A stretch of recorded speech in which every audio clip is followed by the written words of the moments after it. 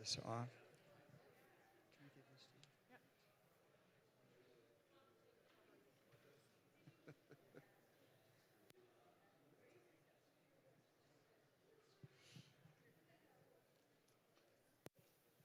All right, Stacy, we good?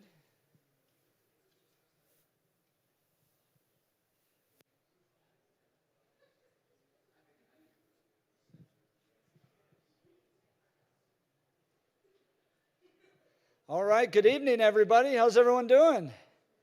There we go. All right, you all are the brave ones. It was chilly out there. Thanks so much for coming out to our debate hosted this evening, Are Reparations Key to Achieving Racial Reconciliation? My name's Jeff Hunt. I'm the director of the Centennial Institute at Colorado Christian University, and we always want to start our events with prayer and pledge. So please join me in welcoming CCU students Hadley Brillhart and Alyssa Krug to come up and lead us in prayer and the Pledge of Allegiance. And for prayer and pledge, if you can, please join us in standing.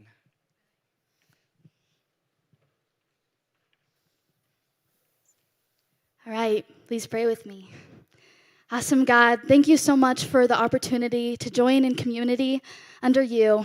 Lord, please just bless this time and the conversations that will be had. Lord, I just pray that our speech would be honoring to you and that we would be able to interact with open hearts and minds. We love you so much, but most of all, thank you for loving us. In your heavenly name we pray, amen.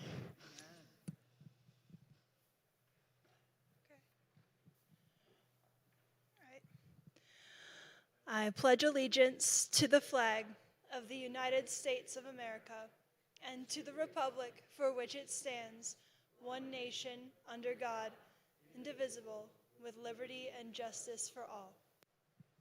Great. Thank you very much. So friends, we get questions, why host a debate like this? This is a sensitive topic. Well, 3 reasons why we host debates like this. One, if you look at most universities out there these days, you don't really have much freedom of expression or freedom of thought. I just saw recently protesters shut down an event at a recent college campus. That's not unique, unfortunately, these days. Unfortunately, in higher education, they don't really embrace the idea of free expression, free ideas, free engagement of thought. And that's absolutely critical to what historically has helped universities thrive, that this was a place where we could engage in free ideas and free thought. And so, Colorado Christian University is happy to do that. As Dr. Sweeting likes to say, we are old school. And so we like to go back to what made universities great, the ideas of free expression grounded in truth. Secondly, you don't see, especially online these days, the ideas that we can engage civilly. That's a rare thing, unfortunately, in our country. And we should be able to engage civilly. Just prior to this, we all went out to dinner. And we had a wonderful dinner together and shared some thoughts. And tonight, we're probably going to have some passionate disagreements. But we're able to do that civilly. Gosh, I would sure like to get back in our country to being able to do that. And then most importantly, Colorado Christian University is committed to what the Bible teaches. What does the Bible teach about unity? Well, it says that there is neither Jew nor Gentile, neither slave nor free, nor is there male or female, for you are all one in Christ Jesus. Galatians 3:28. Well, friends, I think all of us can agree that there is brokenness in our country along racial lines. And that's not something we want to see. We want to be united in Christ. We want to be one. And so let's talk about how we can get to a place of reconciliation. And that's the point of tonight's debate. How do we get to a place of reconciliation? To moderate tonight's debate is the very talented Mikhail Scheffel, who heads up our debate program. And I'm going to turn the night over to you. So, Ms. Scheffel? Thank you. I completely agree with Jeff Hunt that it really is a privilege to teach at a university that not only tolerates debate, but really encourages it and encourages our students to be a part of such great events like this. Today is the beginning of what we are calling the Great Debate Series here at CCU, It is a partnership between the speech and debate team and the president's office to encourage more on-campus debates to happen throughout each semester, to get students involved and thinking about great issues and great ideas. Tonight specifically, Centennial Institute and the Intercollegiate Studies Institute are bringing you this debate on whether reparations are key to achieving racial reconciliation. According to a recent Reuters poll conducted in June of 2020, 1 in 5 respondents agreed that the United States should use taxpayer money to pay damages to descendants of enslaved people in the United States. Reparation payments would be made to an estimated 40 million African Americans with a potential cost of trillions of dollars. The same poll found that 1 in 10 white respondents, but 1 in 2 black respondents endorsed reparations. The conversation around reparations is increasing in the United States, and as the mood surrounding these racial issues may be shifting as well. That's why the debate tonight is so key. Are reparations key to achieving racial reconciliation? Tonight we have 2 speakers to debate this topic, Matthew Walther and Dr. James Hill. Matthew Walther will stand in the affirmative that yes, reparations are indeed key to achieving racial reconciliation. He is an editor at The Lamp, a Catholic literary journal, a contributing editor at The American Conservative, and a national correspondent at The Week. His work has also appeared in First Things, The Spectator of London, The Catholic Herald, National Review, and many other publications. He is currently writing a biography of the Reverend Montague Summers and is also a Robert Novak Journalism Fellow. On the negative side, we're advocating that no, racial reparations are not key to achieving racial reconciliation. Dr. Jason D. Hill is a professor of philosophy and honors, distinguished faculty at DePaul University in Chicago. He is the author of 5 books, including We Have Overcome, An Immigrant's Letter to the American People, and more recently, What Do White Americans Owe Black People? Racial Justice in the Age of Oppression. He specializes in ethics, politics, foreign policy, and moral psychology. So tonight, we're really looking forward to this debate, and to start us off, Matthew Walther.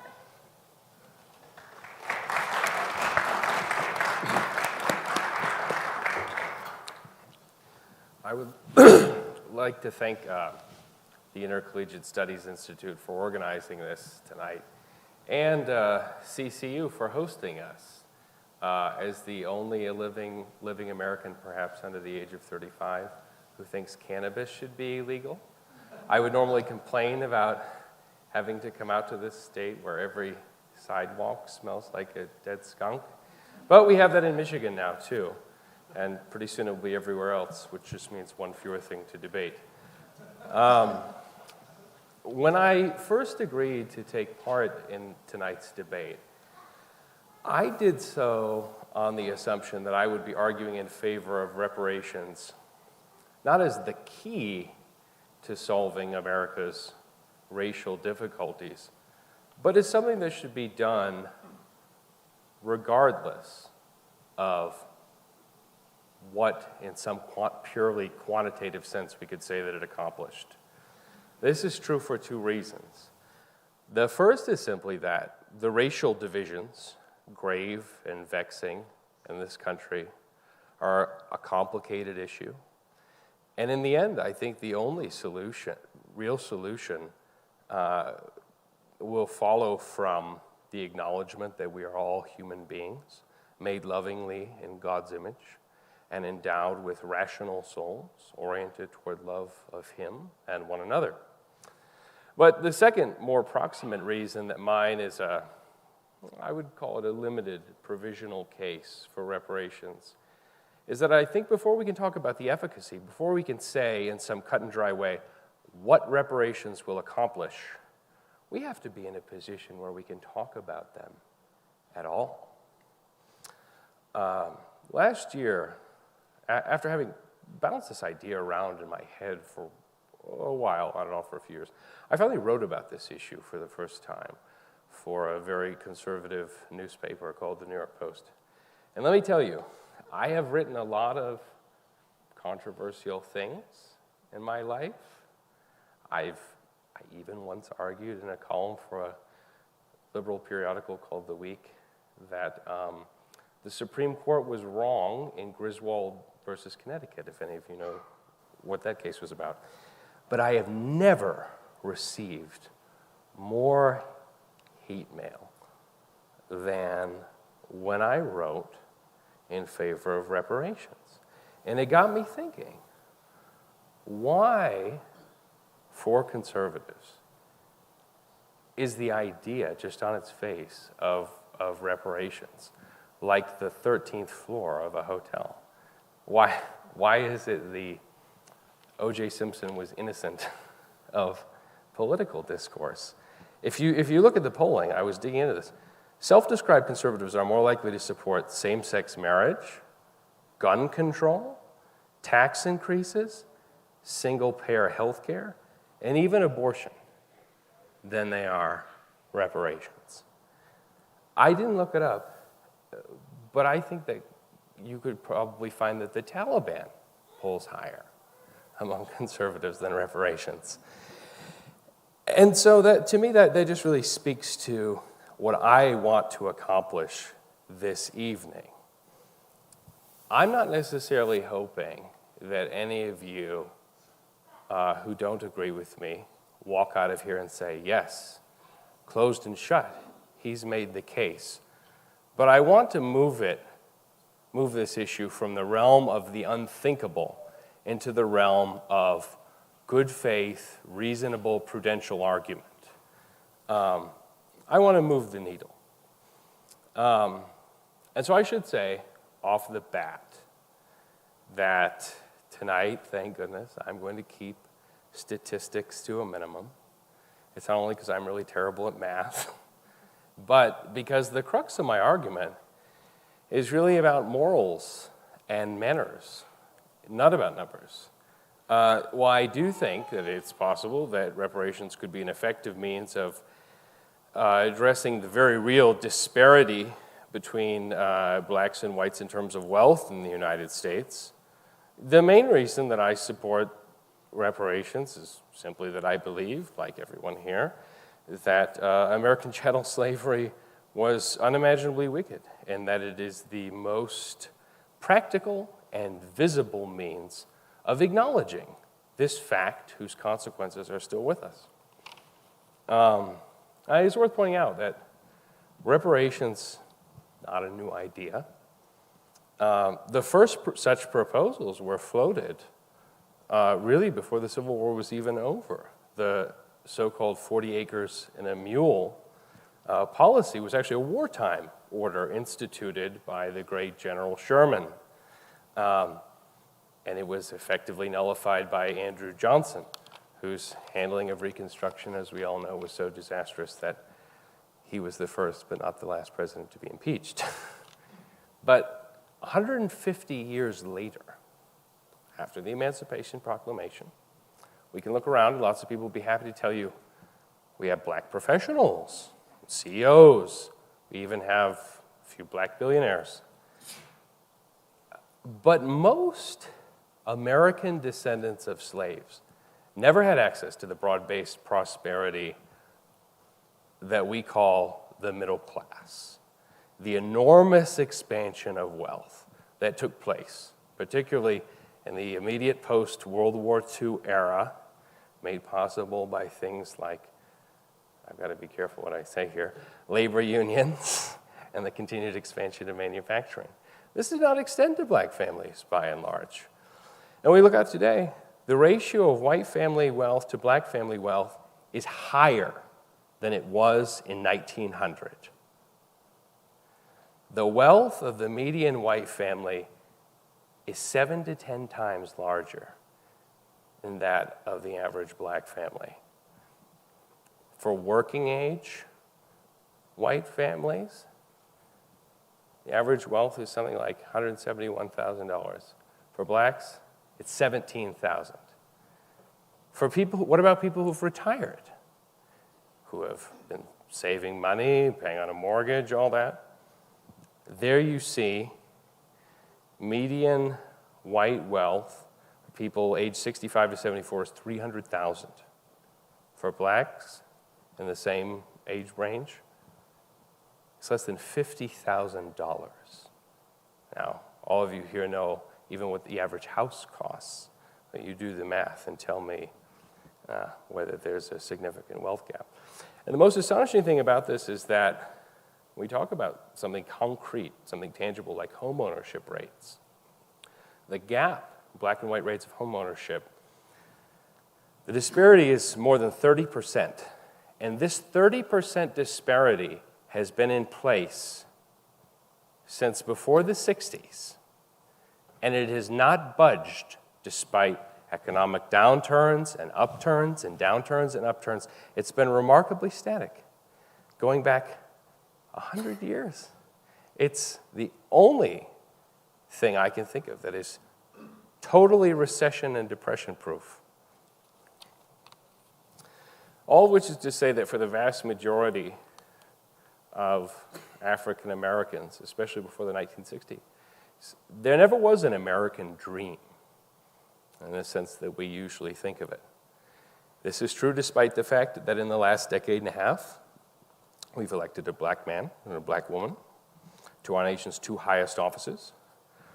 But the rise of Barack Obama, the son of a Kenyan economist and a white anthropologist, and Kamala Harris, the daughter of a Jamaican economist and a high-caste Indian scientist, to me testifies movingly to the success of our immigration system. Successive generations of immigrants from all sorts of countries, including sub-Saharan Africa, have leapfrogged Americans whose ancestors were held as property on these shores. And what that should remind us of, I think, is that the situation of African Americans is unique. It's not comparable to that of immigrants whose ancestors did not come here in chains, to be held, as I say, as property.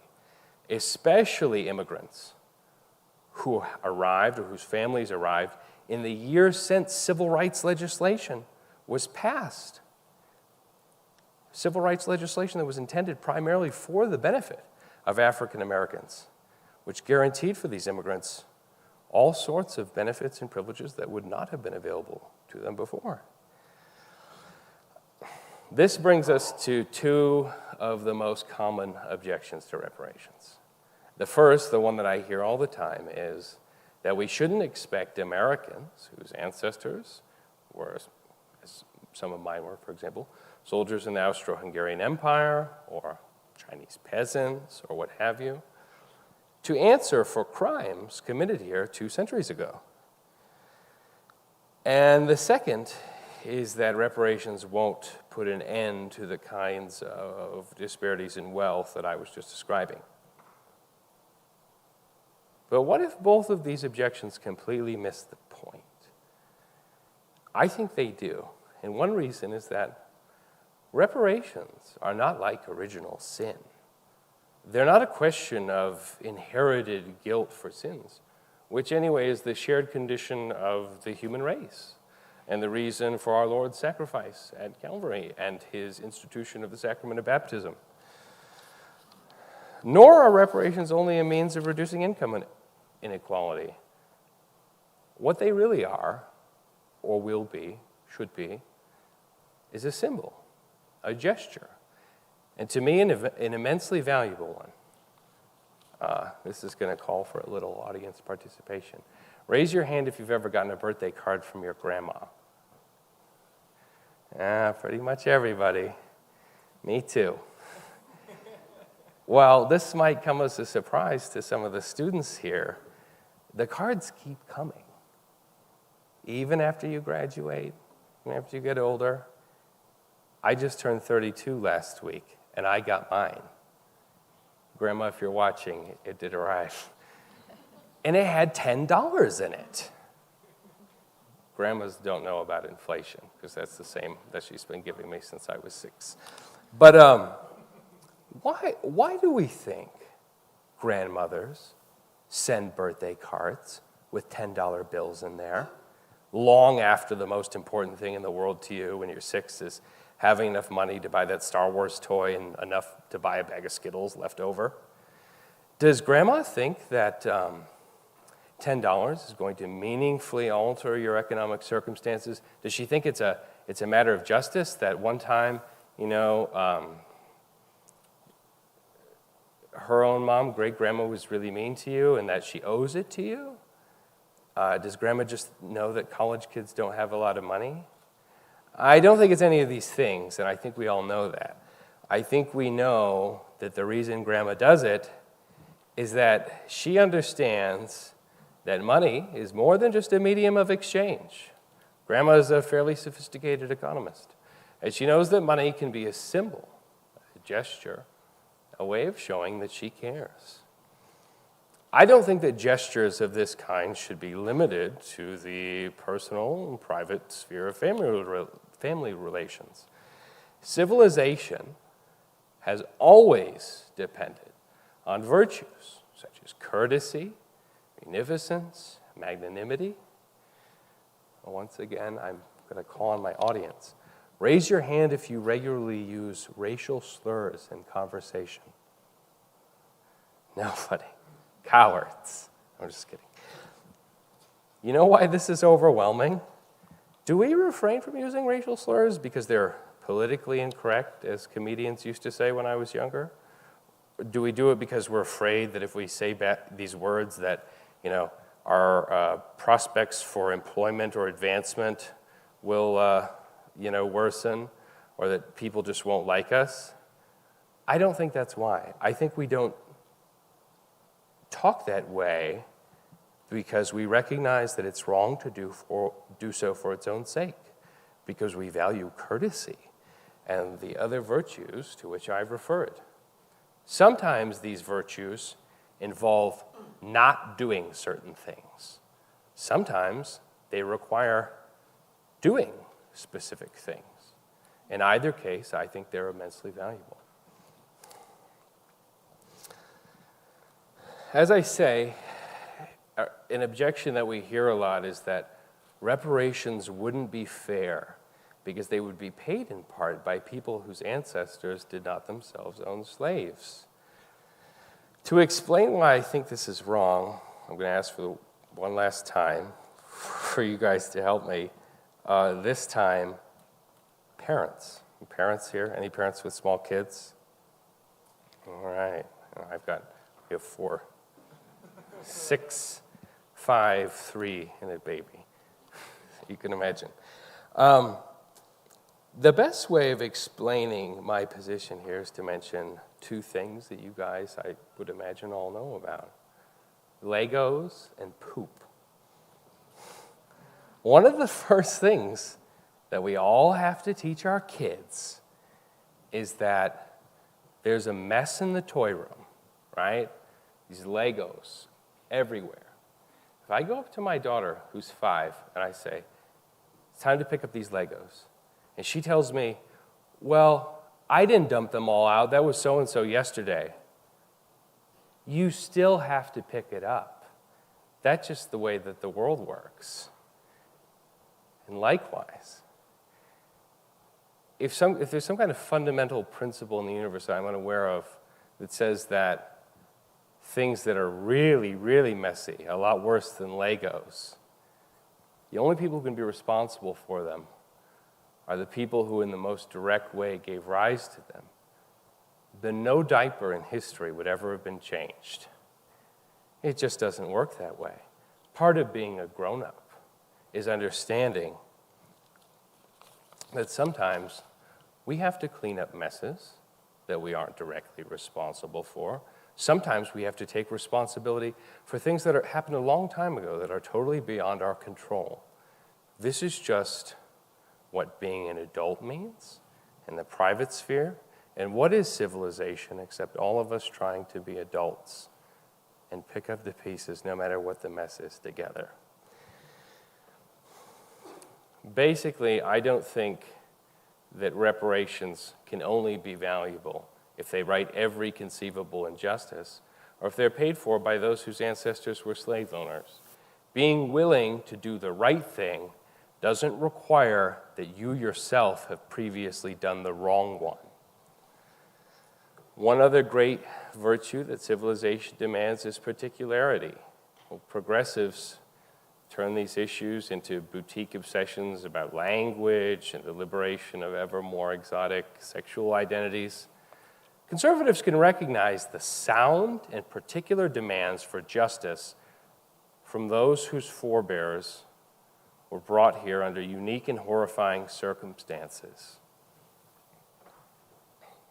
Today, where I live, in Michigan, the post-industrial Midwest, blacks and whites, in many ways economically, are in a similar position. The industry is gone. But the difference is pretty important, because the grandfathers of whites my age in the post-industrial Midwest likely had good-paying union jobs at automobile plants, steel mills, places like that, places where the ancestors of blacks in the Midwest, their ancestors would have been lucky to have been hired there as part-time janitors. Why not address this? Why not treat it for the singular experience that it is, the same way that we have with American Indians? My other great-grandparents from what's now the Czech Republic were no more responsible for the Trail of Tears than they were for slavery. But I don't begrudge my Native American friends their land, their free tuition, the fact that they can hunt with really cool nets and stuff. There are a lot of serious questions about reparations, other ones, the precise amount, when, how, eligibility, all the logistics of it. A realistic plan would involve coming up with a lot of details. And these details are vexing and serious. But they're also, as far as I'm concerned, totally beside the point until we accept the humane and decent case for some form of reparations. Thank you.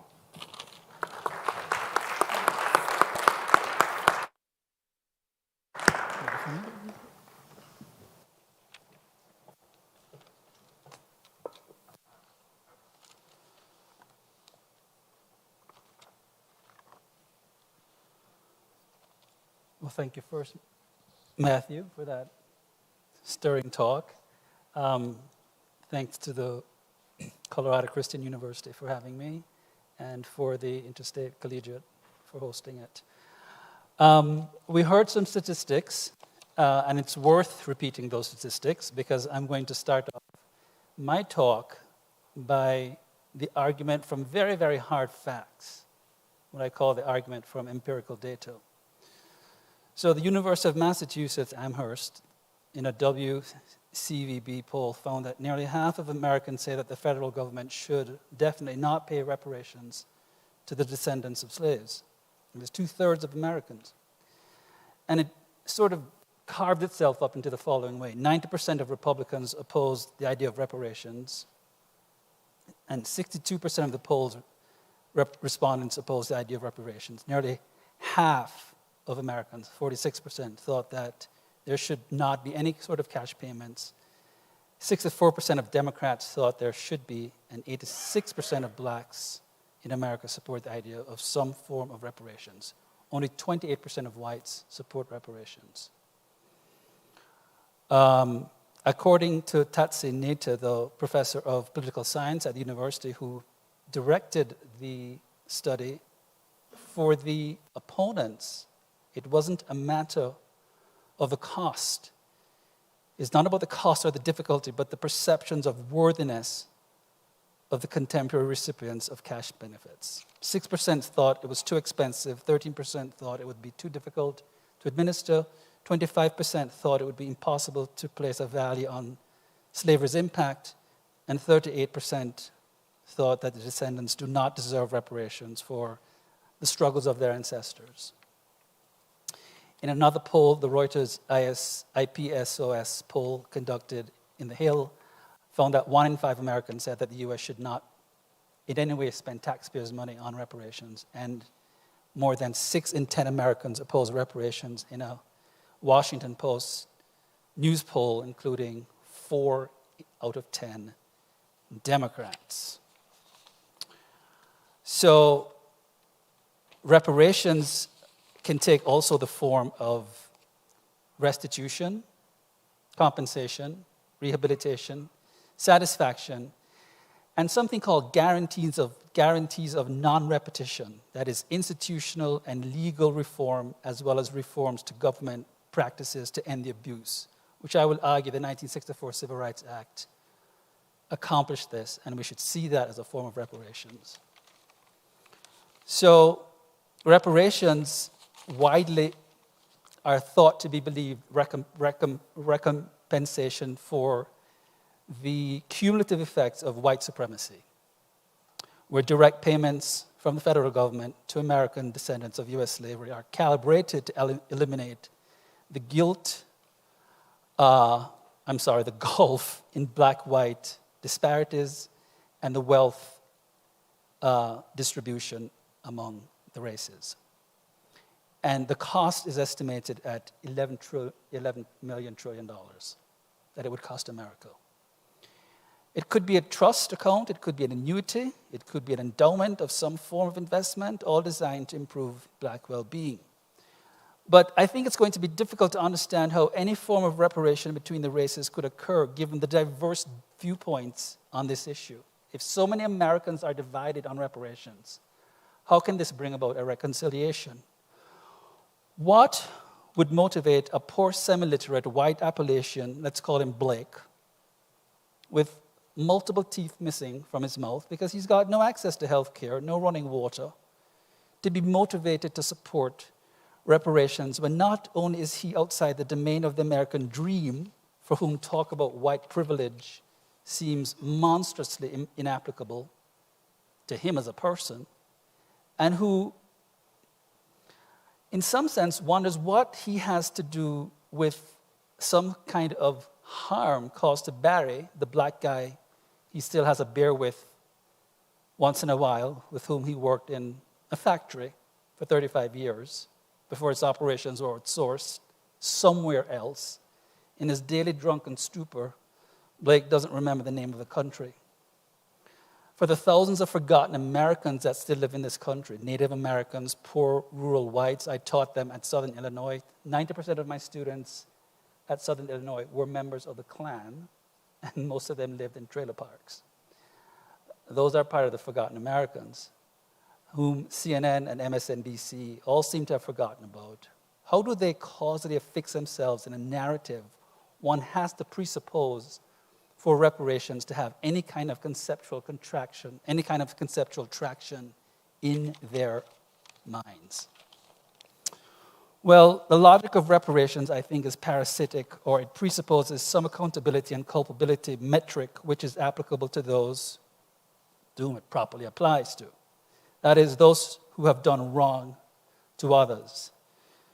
Now, to say reparations is a symbolic gesture is to fall guilty to what I call the fallacy of context dropping, which means that you tear an idea from its context and you treat it as though it were self-sufficient or self-evident when it is not. To begin with, what would one have to presuppose about reparations for it to pass certain philosophical meaning tests? There are two referents to whom the term applies. The beneficiaries who are owed a payment of some sort, a debt that is owed to them, restitution owing to damage that has not been repaired, and the morally culpable, those who have inflicted a damage and are liable for restitution or repayment. The burden of moral responsibility in this case is not a metaphor. It falls on white people who are thought to enjoy some privilege and to enjoy the upper echelon of the asymmetry, disparity, dyad between the races. Now, this in turn rests on a causal inference, that the asymmetries and the disparities between the races are a direct result of systemic racism that still exists in this country, which has to be proven, or the residual effects of slavery. Two conjectural claims that would need, again, to be proven if reparations are to be legitimized by even a very thin appeal to justice. And since I'm a philosopher, I'm going to define my terms. When I say justice, I mean the virtue of evaluating people by an objective standard and treating them accordingly. Now, when we talk about systemic racism and disparities and asymmetrical relations between blacks and whites and the residual effects of slavery, these phenomena have to be proven, and one other phenomenon gets left out of the equation. The fact is that 74% of African American children are born out of wedlock, and a shocking 70% of those among the 74% are born into dire poverty. So there are too many pathologies that exist within the community, within that culture, where blacks are regenerating themselves into poverty. This is not a white American problem, and this is not an issue that reparation, I think, can solve. It is difficult to see how any person of any color could feel good about being a benefactor of the reparation system when he or she does not qualify as invoking what we can call the explicit harm principle against blacks. It is question-begging to assume that reparations is the right thing to do because it asserts a conclusion, a statement that itself is in need of demonstrative proof. Right? So the statement reparations are good is not self-evident. It is not a moral axiom. It stands in need of proof, and to determine its rightness presupposes answers to fundamental questions. Is race today determinant of destiny, as it certainly once was? Are there people, beneficiaries of reparations, who are causally linked to the harm attributed to blacks as a result of slavery? The benefactors, I should say, are they causally linked to the harm attributed to blacks as a result of slavery? And can mere symbolic gestures devoid of an analysis of the content contained in the gesture be a sufficient condition for issuing reparations? Is a symbolic gesture a just one? There are all sorts of gestures that we make in life, all sorts of symbolic gestures. Are they correct in the first place? And failure to provide robust answers means that we are engaging in mawkishly sentimental gestures that implicitly indict others on human charges, on harm charges, for which people are simply not guilty. My sense is that when we look at reparations in this way, it is inversely racist because it asserts that based on an ascriptive identity, that is, white identity, that one's whiteness is a causal linkage to black suffering. Now, the second part of my argument, I call the argument from self-incrimination or self-infliction. That is, the ancestors of blacks actually sold themselves into slavery. In a 2010 article written by Skip Gates, the Harvard literary critic and professor of African American history, asked the question, how did slaves make it to the coastal forts? And historians John Thornton and Linda Haywood of Boston University estimate that 90% of those shipped to the New World were enslaved by Africans and then sold to European traders. The sad truth, ladies and gentlemen, is that without the complex business partnerships between African elites and European traders and commercial agents, the slave trade to the New World would not have been possible, at least not on the scale that it occurred. So the advocates of reparations for the descendants of those slaves generally ignore this very untidy problem of the significant role that Africans played in the slave trade, choosing to believe the romanticized version that our ancestors were all kidnapped unawares by evil white men, the Kunta Kinte that you see in Roots. And the truth, however, is much more complex. Slavery was a very highly organized and lucrative business for European buyers and African sellers alike. Now, reparations, I think, have been made in the second founding of this great country of ours in the form of the 1964 Civil Rights Act.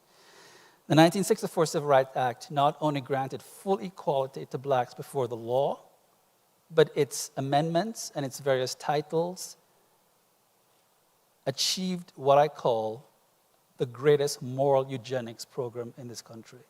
It was a breach of property rights and property rights in a good sense. In my last book, I defended that given the collusion between the state and private citizens, given the way that the United States had made racists out of private citizens, the 1964 Civil Rights Act, which legalized racism, it told white people, you cannot use your property as an extension of your living room. You cannot use your property as an extension of yourself. It is illegal to discriminate on the basis of race. It sought to re-socialize the sensibilities of white people and told them, you cannot be racist anymore. If you are racist, you are breaking the law. That is what I call a moral eugenics program. And in a free society, to remain free, there is no further road that a state can travel, short of becoming a bloated, totalitarian state and violating the inalienability clause of the Constitution and the Declaration of Independence, that a state should go. The 1964 Civil Rights Act, which granted blacks full equality before the law and illegalized racism, is as far as a free country can go. Matthew's argument, or plea rather, rests on the equity argument. The equity argument asks for equal outcomes. There can be no such thing as equal outcomes for various reasons. We are not all equal. We are equal before the law, but we are not equal in athletic prowess. I certainly am not the equal of my countryman Usain Bolt, who's the fastest runner in the world. He's from Jamaica. That's where I'm from. I have 5 college degrees, including PhD, which means I have something called intelligence, or what do I call it? Let me not say intelligence, educational privilege. We're not equally intelligent. And so outcomes, we're not equally beautiful. We're not equally attractive. And most importantly, we do not all hold equal values. And since outcomes are often the result of applied values that gets translated into material, tangible forms, how do you begin the job of redistributing values among people? The whole equity argument on which the disparity and the asymmetry argument rests, I think, is a form of malarkey. We are not equal. Metaphysically, we're not equal. We're equal before the law, and we must remember that the United States of America was not founded on economic equality. It was founded on political equality. You cannot legislate economic equality. There's a name for the countries that try to do that. It's called socialism.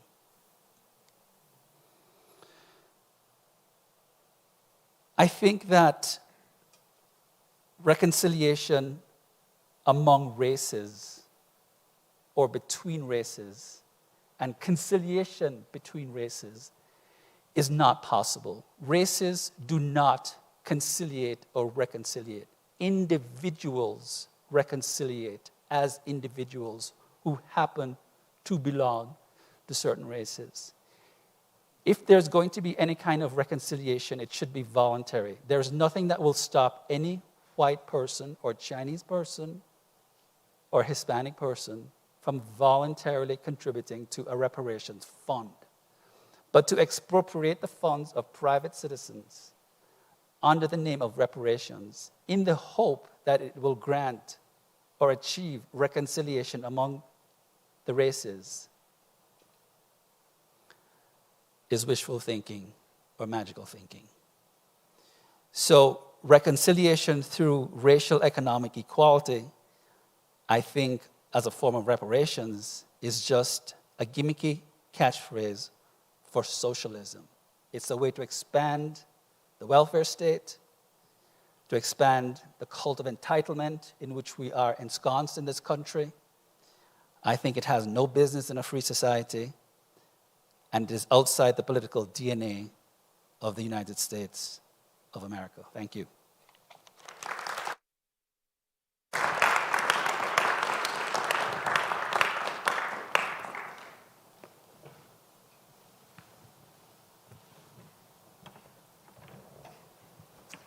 Now, now you have had a chance to listen to the arguments of both of these speakers. What we will do now is the interns for the Centennial Institute are going to pass out note cards for question time.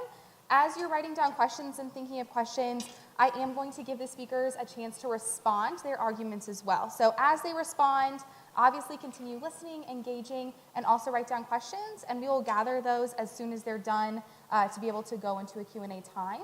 So if you would like questions, you can just flag down the individuals in the aisles, and they will give you note cards to write down questions on, and then once those questions are written, you can hand them back to them.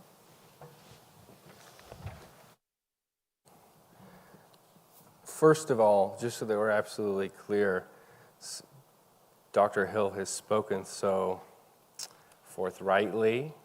I want to let him to rest assured that nothing is being offered to him because, as I pointed out, successive generations of immigrants have leapfrogged the descendants of American chattel slaves, and so there's nothing for him to disclaim interest in here. This is not about you. That would be an issue to take up with perhaps Her Majesty's government. Something that people don't know is that the first reparations scheme was in Jamaica in 1835, the equivalent today of 300 billion pounds. Someone who's checked the exchange rate more recently than I have can tell me how much that is, but it's close to $1 trillion, and it was paid to slave owners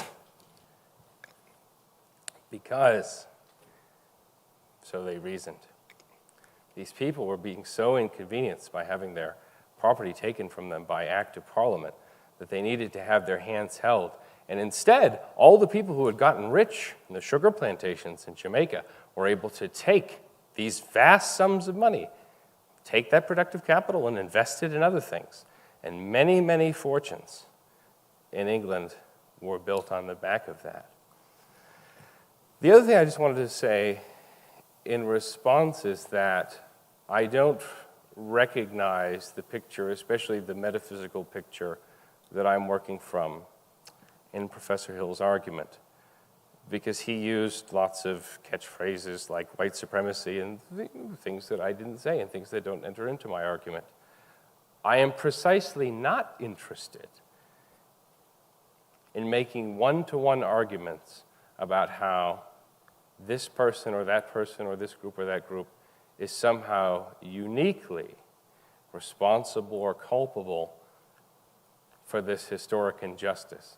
That's my whole point. To me, that is the voice of the child saying, well, I didn't do it, it's not my fault, I don't have to pick it up in the face of this mess. It's the same thing you see in, say, municipal government, when there's a trash heap or some obvious eyesore, and no one wants to do anything about it because no one thinks that it's his fault. And so, childishly, we say to ourselves, well, we can just let this mess persist indefinitely because it isn't my fault and nothing has to be done about it. The last thing, and maybe I can just leave him to speak for this, I'm just curious what Professor Hill means when he suggests that the reason that the average household wealth for a black family in this country is $17,000 for working-age black folks, and it's $171,000 for whites. And over the course of people's working lives, it just balloons outward. Could you explain exactly what you think is responsible for that disparity? You said that people aren't equal. What inequalities did you have in mind that could be responsible for this gap?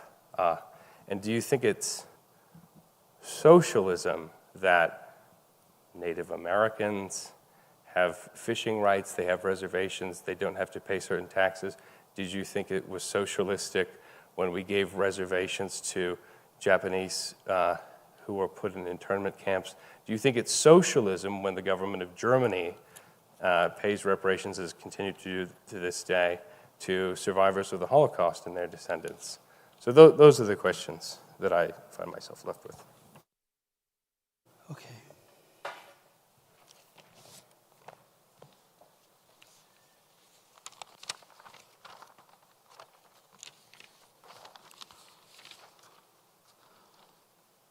The Japanese-American Evacuation Act of 1948 offered compensation for property lost. And there was $37 million paid to 26,000 claimants. In 1998, the Lost Freedom or Violated Rights Act paid $20,000 to each Japanese American who was a survivor of the internment and paid out $1.6 billion to 82,219 eligible claimants.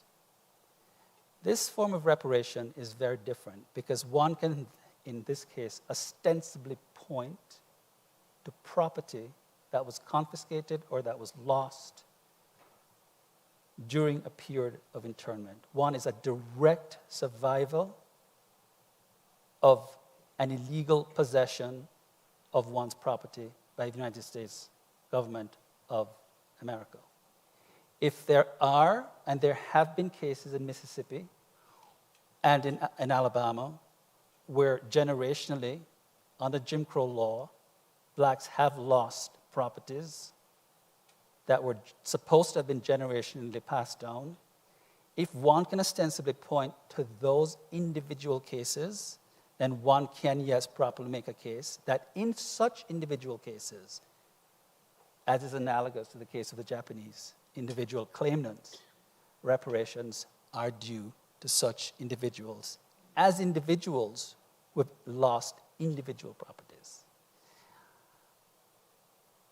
$5.5 million reparations measures were given in 2015 in Chicago to 52 victims, most of whom were African American men who were beaten, shocked, suffocated, and psychologically tortured into making confessions by the Chicago police officers. That's a proper application of reparations because there you can ostensibly point to where an egregious wrong was done to 57 black men, suffocated, beaten, and shocked. One can ostensibly point to a surviving victim, a claimant who can make a proper claim. The Florida Massacre that took place 70 years after a racist mob massacred black residents in Rosewood and burnt to the ground. There's a woman called Lizzie Jenkins. Her mother got $3,333,000 and 33 cents. Why did she get that money? She got that money because she could show ostensibly that property in her family was lost because of that fire, because of that massacre, because of the razings. In 1994, Florida became the first state to pass reparation laws as an acknowledgement for a need to stop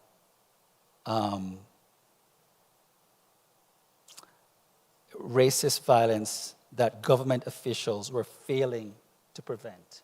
Again, one can ostensibly show that the government is failing in its right to protect the inalienable rights of individuals who have been subjected to egregious violations of their individual, inalienable, inviolate rights. Reparations, as is being discussed today, do not function in that way. And of course, I have never once inserted myself in that equation. I've used the term African Americans or Black Americans. I've never inserted myself in this argument. I've never inserted myself in that equation.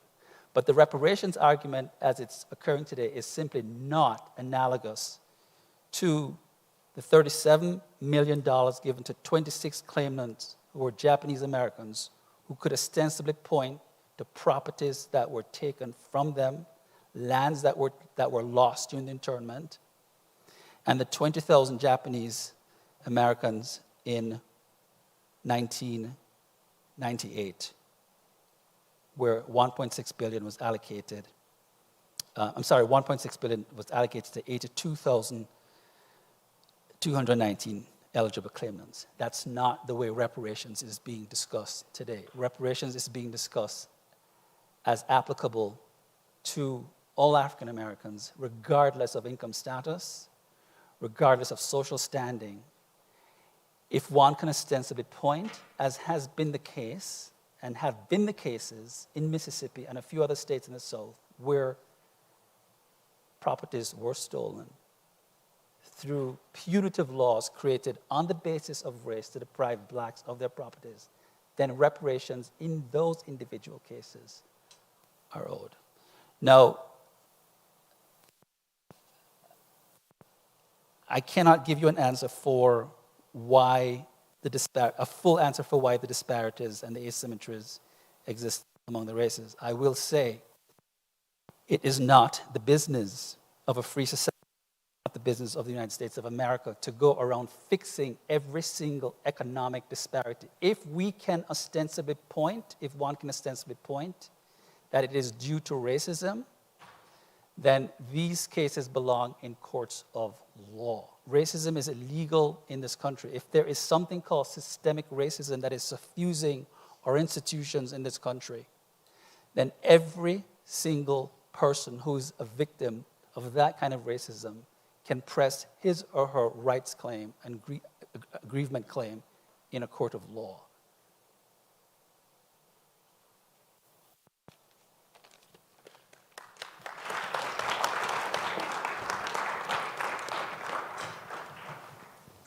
Thank you both so much. At this time, we will enter into a time of Q&A.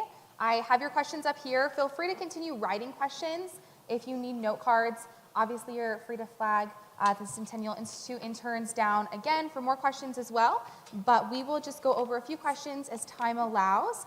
And so the first question that we have from the audience is, what would and should reparations be a global responsibility? Or do you think this is a uniquely American problem? Is that? Yes, go ahead. Okay. Yeah, I mean, I think that it's hard to think of it as anything except an American problem, because that's just the only thing that we have the ability to adjudicate. I mean, we can't, we're not responsible, as I mentioned in my example, for injustices visited upon, African residents of the former colony of Jamaica, for example, or, horrible things that are happening in other parts of the world right now. This is a uniquely American problem. It is bound up in an intimate way with the story of the United States. So I think it makes sense to think of it as an American issue and an American phenomenon with an American solution. For Mr. Hill, are there any government policies that you think will fix a racial divide or lead to racial reconciliation if reparations aren't that? No, I don't believe that government policies should be in the business of fixing asymmetries or disparities on the premise that if, again, they result in a breakage of law. If you can systematically and systemically show that disparities are reducible or traceable or causally linked to forms of racism, then I think that's a different issue. But to somehow, in a blanket way, attribute every single disparity or every single asymmetry between the races to A, the residual effects of slavery, or something called systemic racism that suffuses all our institutions. These are conjectural claims that admit of no proof, and they demand proof. No proof? What account would you give then for the yawning gulf in the accumulation of wealth by median black and white families? If it's not the fact that you go from slavery to emancipation to Reconstruction that doesn't happen, a reparations policy that is supposed to be carried out and isn't, to various forms of legal discrimination, culminating in Jim Crow, not repealed, finally until a century later. what else creates these disparities whose effects are still with us? I mean, the disparities that we have today, are the result of, how people's grandfathers were situated half a century ago. How else would you account for this, I guess is what I'm saying. You say that there's no causal link. I mean, there's one obvious causal chain of events that's going on here. Well, I didn't say that, be careful. I didn't say that there were absolutely no causal links between disparities and the residual effects of slavery or systemic racism. I said if one is going to make a blanket statement that all forms of disparities and all forms of asymmetries between the race are reducible or causally linked to racism, to systemic racism, or to the residual effects of slavery, those individual cases have to be proven individually for reparations to be justified. Those are two different claims. One cannot deny, one would be an idiot to deny that the legacy of Jim Crowism lives on and that there is some systematic residual effect of slavery that lingers today. My argument is that the 1964 Civil Rights Act was a wholesale method of remedying that evil that was America's birth defect. But to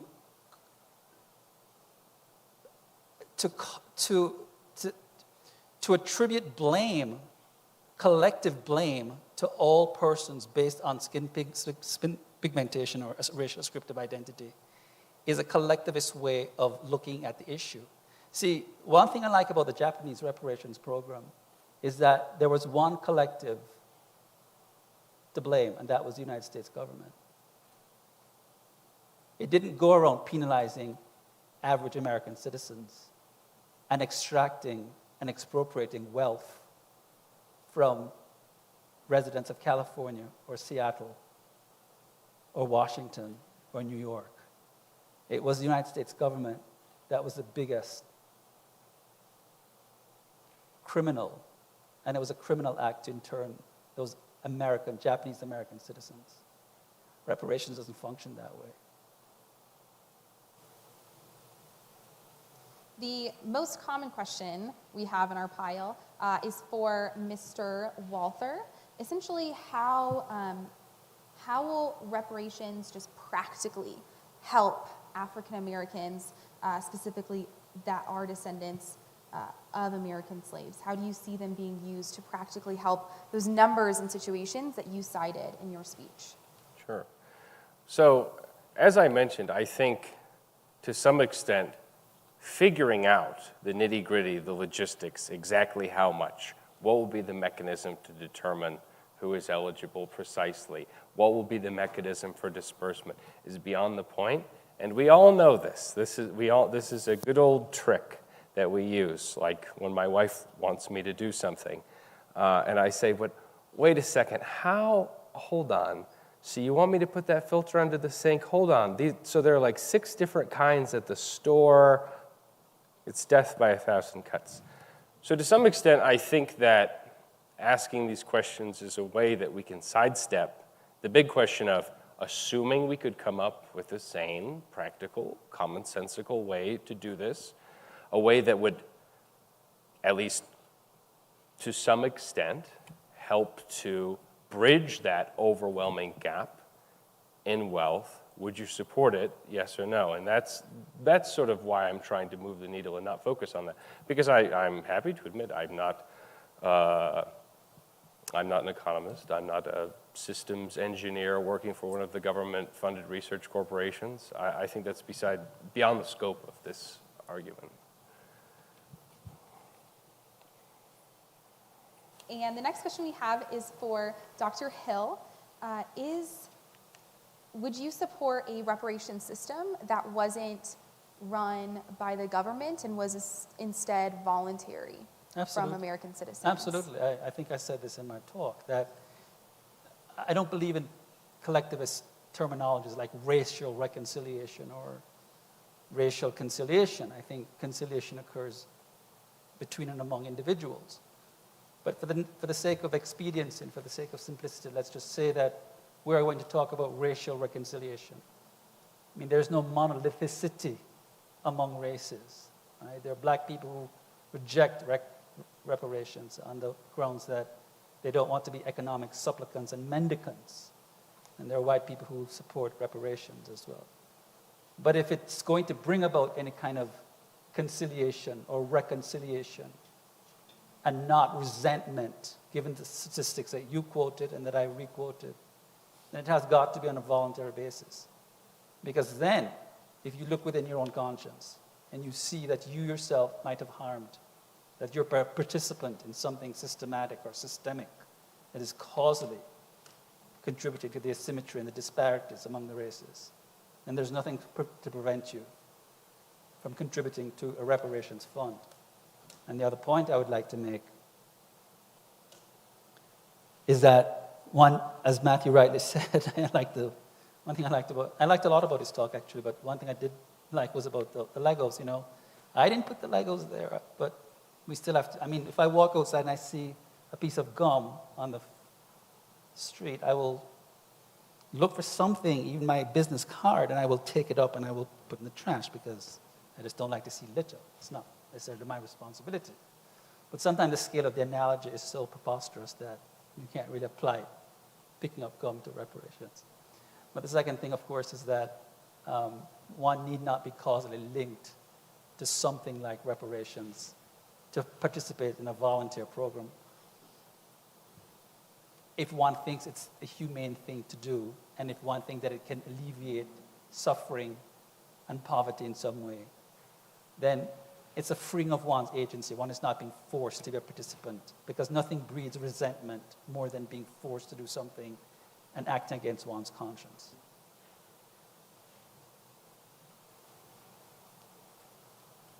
And if there are any more questions, you can write them down, but otherwise I believe this is the last question for the evening. So we'll give, and then after Q&A, we'll give each of you a time for final words, just a few minutes if you have any final comments. But for Mr. Walther, specifically the statistics you cited for African Americans and their income and poverty levels, how do you think reparations would solve that for people who weren't descendants of slaves, and or is your statistics just for those that were descendants of slaves?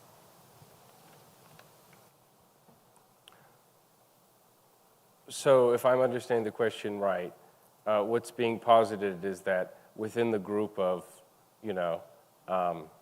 African Americans, there are some, X number who are not descendants of slaves. I mean, that's certainly true. I think that sociologists generally, I mean, it depends on how they're counting these things, but there are recognizable, discrete classes of people like Nigerian Americans and so on, or people from North Africa or Ethiopians or whatever, Actually, like if you were to look at the statistics, I saw something astonishing recently about educational attainment by the children of Nigerian immigrants. I think they have the highest rate of any discrete group of having medical degrees in this country. So it's not like it's impossible to separate these things. And I think that by and large, we can be pretty sure about whom we're talking when we talk about these numbers. All right, at this point, I will just give you each a few moments for final thoughts, if you have final closing statements, and then I will close this out. Which one?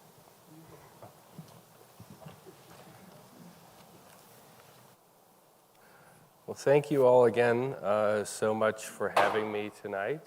Like I said, what I hope more than anything is just that I've taken this I've taken the idea of reparations from absolutely not, never, to, maybe kind of, sort of, like from,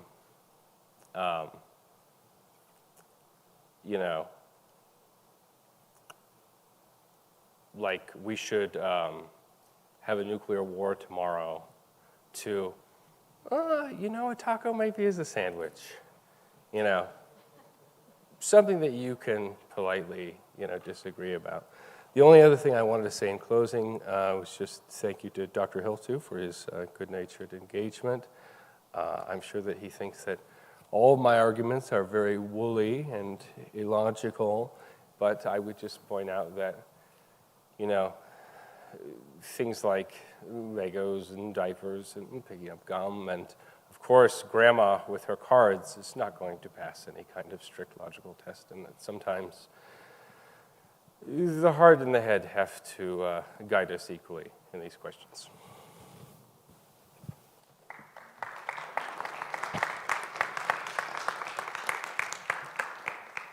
Thank you, Matthew. I don't think that your arguments are woolly. I think they come from a place of humanity and a good, humane Christian position. We just have a little bit of a disagreement about systematically how to go forward. Ladies and gentlemen, I think America is the greatest country on earth. I think it is the greatest republic. We live in an unprecedented republic. I do not believe anymore that America is a systemically racist country. I believe that we have moved forward. I believe strongly in the agency of black people, that black people, before the 1964 Civil Rights Act, were building lives for themselves, lived in often thriving communities.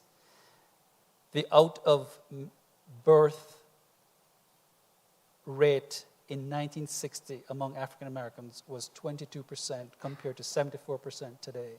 Something has gone awry, and it is not the business and job of white people to save black people in this country. We're all responsible ultimately, whether we think we are our brother's keepers or not, we are all responsible for our fate and our destiny. The job of ministering and taking care of our lives lie with ourselves. I would challenge any white person in this audience or who's listening live stream who claims responsibility for his life. Why pass that responsibility, take away that responsibility from a black person? I think reparations ultimately turns blacks into dependence on whites for their well-being. We have a liberal managerial class that has already, with the welfare programs of the 1960s, become the surrogate husbands of too many black women and have disincentivized black fathers from taking care of their children. I think their agency has been expropriated by a managerial class. I believe strongly in the talent and the capabilities of blacks to be responsible for their lives, to take their lives forward, and to take advantage of some of the statistics that Matthew himself cited. If America were systemically racist, then those Nigerian immigrants could not have achieved so many medical degrees. If race was determinant of destiny, then the black immigrants who come to this country would not have achieved as much as they have achieved, because they too have black skin and they would have been held back. So I believe in the strength of black people in this country, that they have great fortitude, that they have great wisdom, and that they have amazing resilience, tenacity, and perseverance. And that the best thing that whites can do is stay out of their way, place no obstructions in their paths on behalf of the efforts that they have placed to enhance their well-being, and to stop treating them in a paternalistic way as if they are children incapable of taking care of themselves. Accord them the dignity that you accord your own lives. Thank you.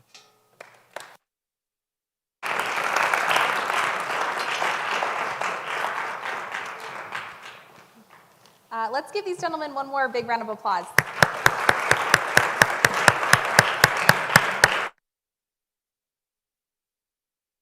Thank you all so much for joining us. It really has been a great evening. I don't know about you all, but I truly have learned a lot and really enjoyed this. For all you students here, we will have another great debate series happening on campus on March 29th. It will be a little more lighthearted. Baseball is America's favorite pastime, and it will actually be President Sweeting and Jeff Hunt debating it with students alongside them. So please join us for that. But otherwise, thank you so much for coming and joining us this evening. We really appreciate your time. And we hope you have a wonderful evening. Thank you so much.